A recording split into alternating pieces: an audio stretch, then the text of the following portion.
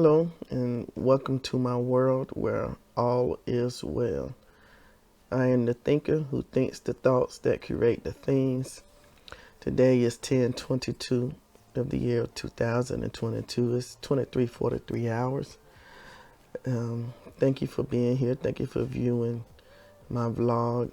I've been away for a while because I had the flu. I had the flu for over 2 weeks. So just getting over the flu. I feel great. I feel better. So I just wanted to come back with another vlog.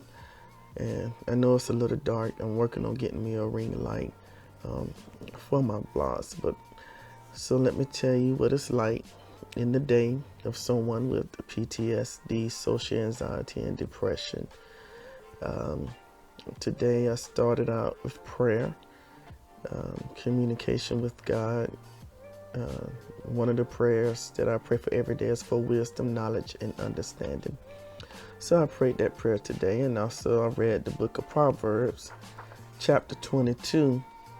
And in verse 2 it says, "The rich and poor meet together. The Lord is the maker of them all." So God makes rich people and poor people. But I believe it's the desire of God's heart for all of us to be rich.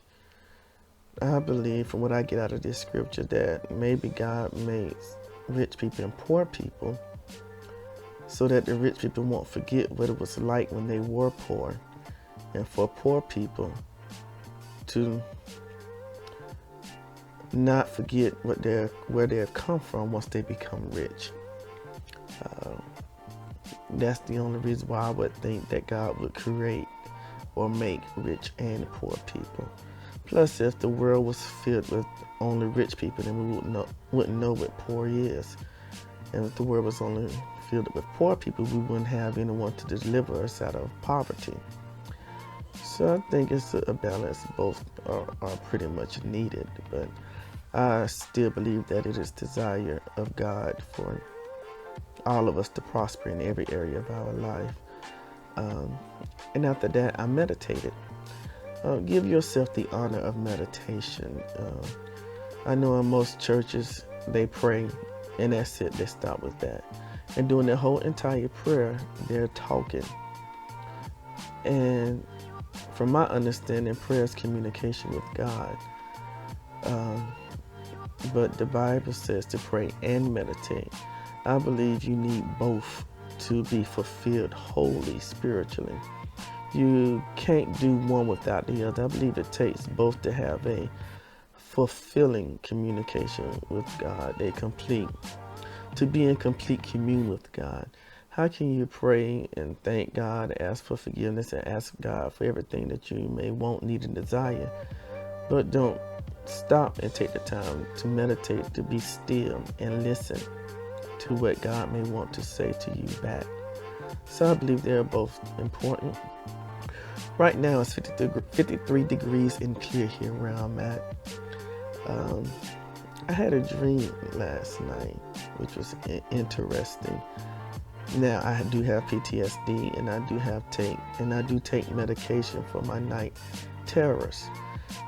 So it's one of the side effects of this medication that's supposed to help prevent me from having night terrors is that I may have awkward or uncomfortable dreams, which is crazy to me. Why give me a medication that's supposed to help cure me or help prevent me or help me have less night terrors, but also make me have crazy occasional dreams? But anyway, I happen to remember this dream, and I dreamed about my dad, which I can't recall ever dreaming about him before. Now, those of us who knows my dad knows that he is not a good dresser. My dad would put on anything he so feels to put on, as long as he feels comfortable in it. And I'm sort of like the same way. I put on just about anything. But after this dream, the thought came to me, which I've never asked him. But most men are colorblind, so I'm going to ask him, is he colorblind? I don't know if that'll be insulting to ask him or not. I don't know. Because my dad don't know how to match it very well. If it wasn't for my dear mother, dressing my dad or putting his clothes together for him. He'll probably walk out the house with anything on. I think he's matching. But anyway, in this dream, I just remember walking down the street and seeing my dad in a very nice suit. It was a brown suit, but it was very nice. Nice threads, nice shoes. I mean, he was fit from head to toe, and he was bending down talking to a man. So I'm walking towards my dad. My dad is bending down, walking towards this man. Occasionally, he'll look up at me, but he would continue to talk to this man. Now, I'm not saying anything, but I'm walking closer and closer to my dad, and then I say, "Hey, Dad." And then he looks up and looks right at me and continues to talk to the man. So instead of stopping, I keep going. I walk past my dad. When I walk past him, I look back at him. Then he gets up, looks at me, and say, "Hey." And then that's all I remember from the dream. I don't know if that was the end of the dream. I don't know if this dream mean anything or not. I don't know if that was the complete dream, but that's the only part of the dream that I can remember.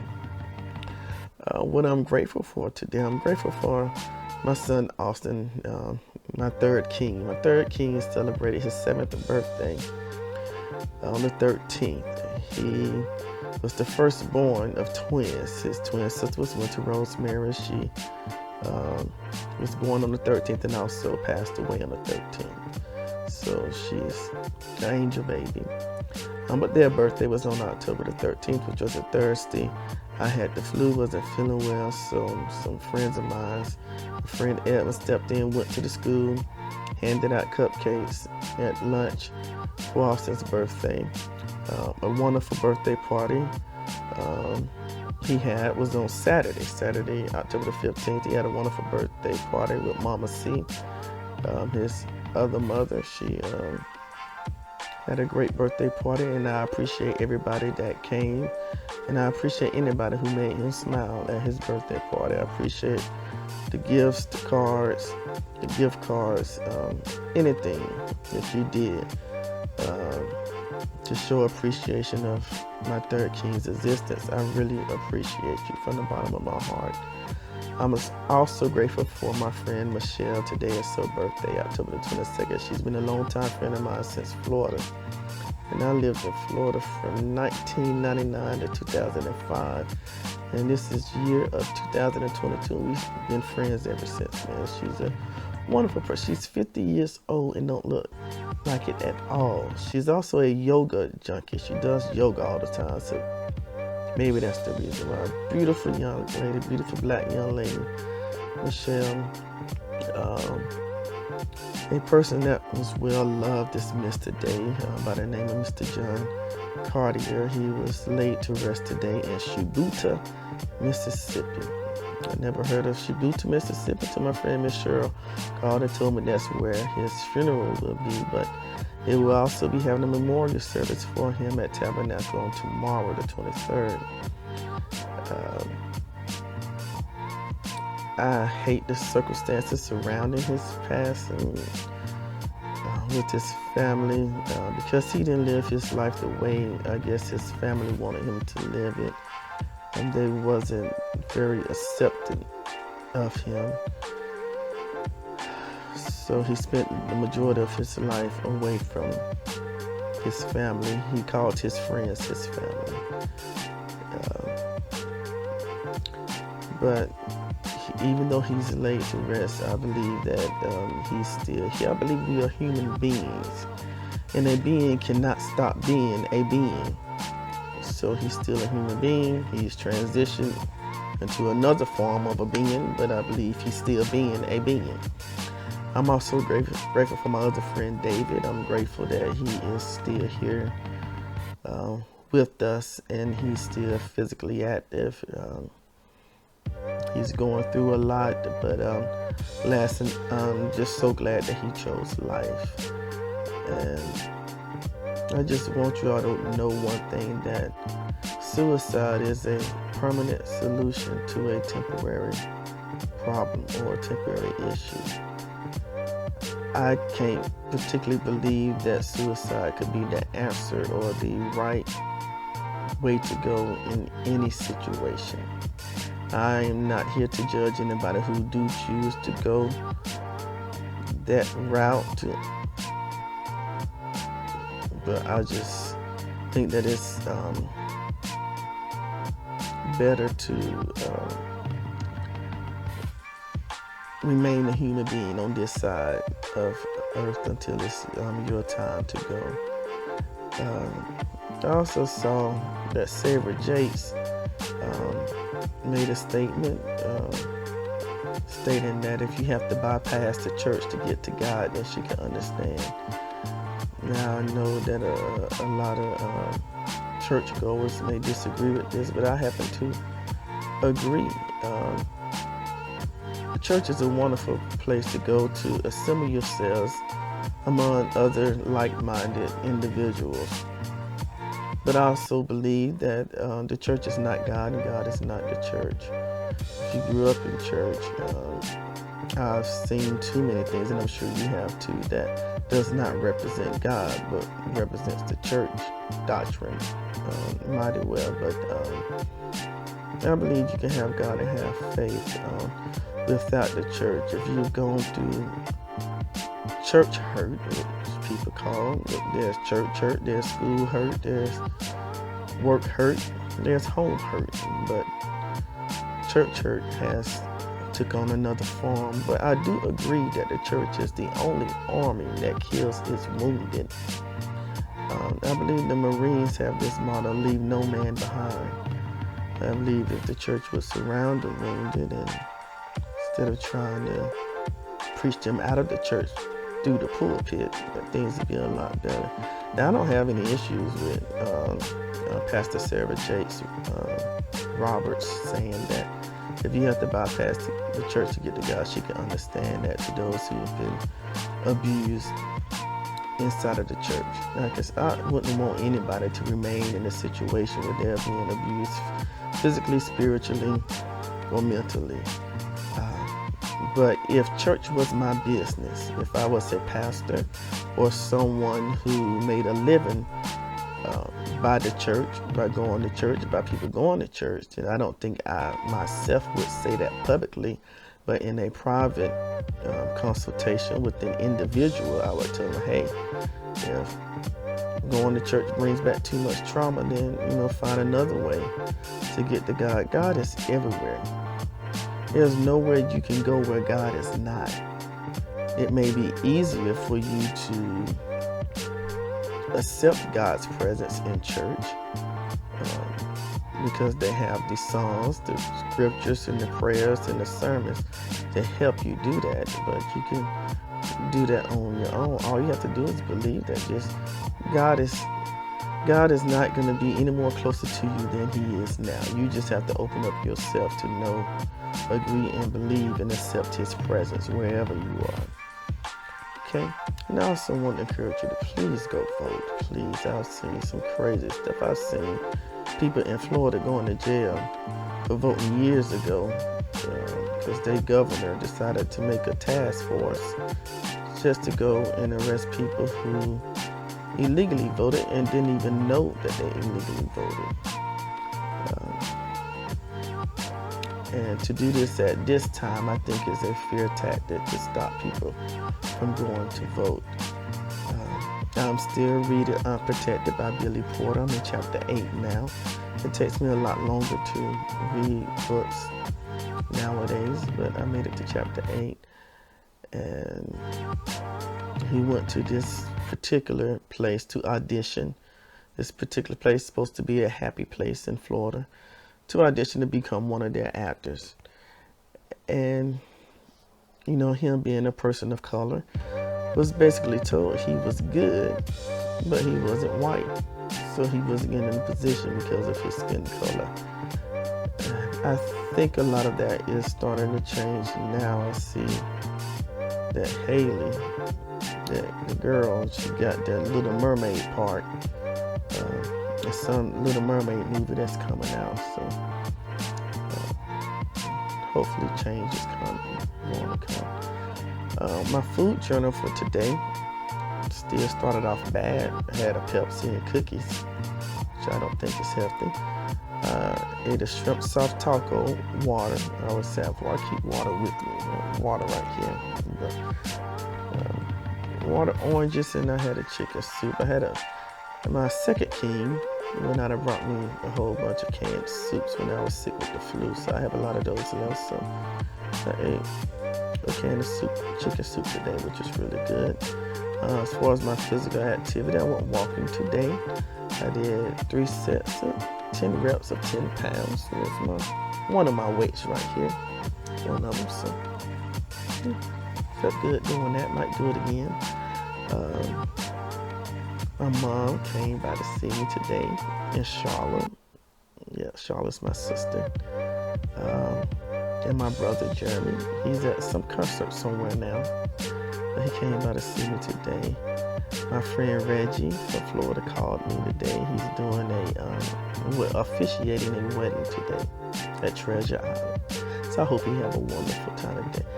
And today is Happy Diwali Day. It's an Indian festival that lasts for 5 days where they celebrate prosperity. It's called the Festival of Lights. So happy Diwali to Indians or anybody who celebrates Diwali. I just found out about it today.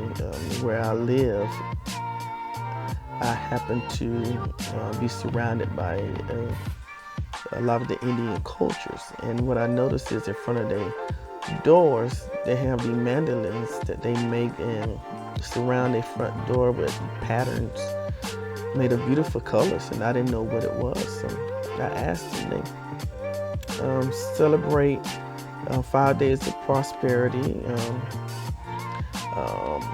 and they celebrate victory over darkness. They celebrate the victory of light over darkness, the victory of good over evil, the victory of knowledge over ignorance, and they celebrate the victory of hope over despair. Now, it's a Hindu and a Buddhist practice. I like the practice. I have no problem with the practice. I'm not a Hindu. I'm not a Buddhist. I have nothing against the Hindu or the Buddhist people. God bless you. But I like the celebration from what I was told about it. I see nothing wrong with it.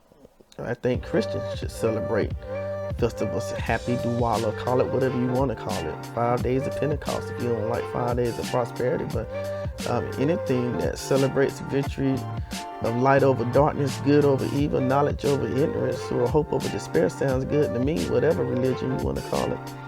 But one thing that they do, they put cinnamon in their right hand. They go outside of their front door, stand in front of their door, and gently blow the cinnamon at their front door. And as they're blowing the cinnamon, they say 3 times, prosperity will enter this house. Abundance will come into this house and stay, and prosperity will stay here forever. I think that's good. They use cinnamon. We use extra virgin olive oil. So you can choose to use as a Christian extra virgin olive oil or cinnamon. Both I consider to be God-made. I mean, you don't have to do any potions or chemicals to make anything. So however you feel about it, that's how you feel about it. I'm just saying how I feel about it. I also saw the cross connection with Tiffany Cross on MSNBC that Brittany Griner's wife was on the show, and she was saying that she's really concerned about Brittany's mental health. They offered Brittany a basketball, and she didn't even want it. And basketball is her life. And when her wife said she could tell that she don't know if Brittany will be able to make it. I mean, that touched me. It was sad to me. I pray. She has a hearing coming up Tuesday, I think, with 3 judges on the bench over there in Russia. I pray things work out in her favor, or something can be negotiated between America and Russia to bring her back home. Now, I want to talk about something that happened to me today. I had a panic attack today.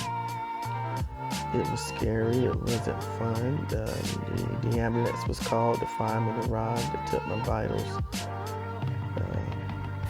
I took my medication again, which calmed me down.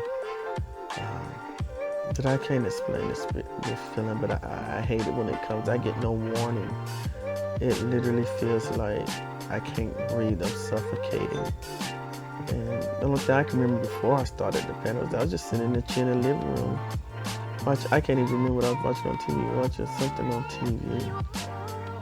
And I just remember feeling tightness in my chest and couldn't breathe. And,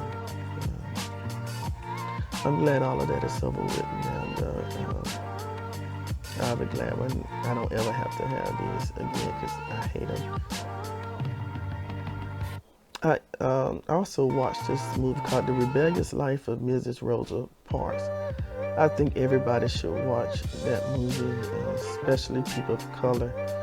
And it should motivate you all to vote, everybody to vote, but especially minorities would.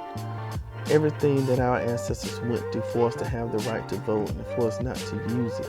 Now, I see a lot of us protesting. We love to get out the streets and protest, and some people riot.